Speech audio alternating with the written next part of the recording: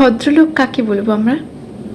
যাদের অনেক টাকা পয়সা আছে, যারা সুন্দর সুন্দর পোশাক পরে বেড়ায়, যাদের অনেক দেখলেই মনে হয় অনেক ভদ্র মানুষ, অনেক শিক্ষিত মানুষ, তাদের ভদ্রলোক বলবো?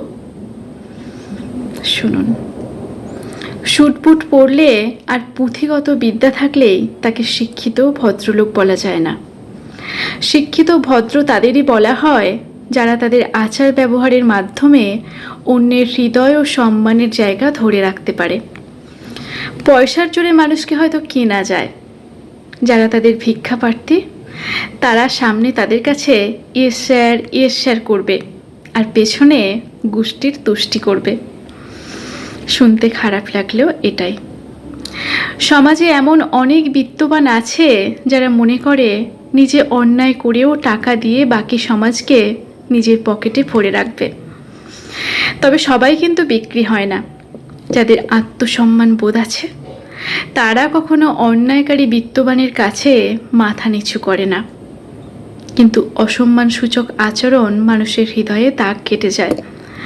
এমন ক্ষত তৈরি হয়, সেটা কোনো কিছু দিয়েই পূরণ হয় না। সময় পেরিয়ে যায়, পরিস্থিতি স্বাভাবিক হয়, কিন্তু মানুষের অবচেতন মনে সেই আঘাত থেকে যায়। যে একবার হৃদয়ে আঘাত দেয়, তাকে কখনোই তার পুরনো জায়গায় বসানো যায় না।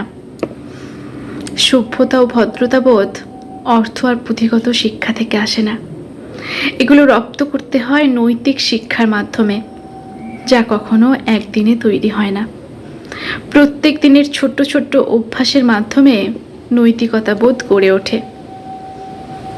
সুন্দর সম্পর্ক তৈরি করতে অনেক সময় লেগে যায়, কিন্তু একটা খারাপ আচরণেই সুন্দর সম্পর্ক নিমেষেই শেষ করে দেয়। তাই বিনয় ও ভদ্রতা এতটা সহজ জিনিস নয়। প্রতিদিনের নিরন্তর প্র্যাকটিস থেকেই মানুষের এই সুন্দর গুণগুলোকে রপ্ত করতে হয়। এই সুন্দর লেখাটি লিখেছেন কৃষ্ণা দাস, পাঠে আমি শ্রাবণী দাস। যদি ভদ্র অভদ্রতার কথাগুলি আপনাদের ভালো লাগে, আপনাদের মনে জায়গা করতে পারে, তাহলে আপনারা অবশ্যই লাইক কমেন্ট করে জানাবেন। আর আপনাদের সবশেষে বলি, আপনাদের মন্তব্যগুলো কমেন্ট করবেন, আমার ভালো লাগবে। আর যারা যারা শ্রাবণীর কথা ও কবিতায় নতুন, তাদের সকলকে স্বাগত, আমার ভালোবাসা জানাই। আপনারা থাকুন পাশে, আমি মাঝে মাঝে আমার কথা ও কবিতা নিয়ে চলে আসব। এই পর্যন্ত আজকে থাক, আবার কাল সকালের দিকে আসব কথা ও কবিতা নিয়ে। শুভরাত্রি, ভালো থাকবেন সকলে।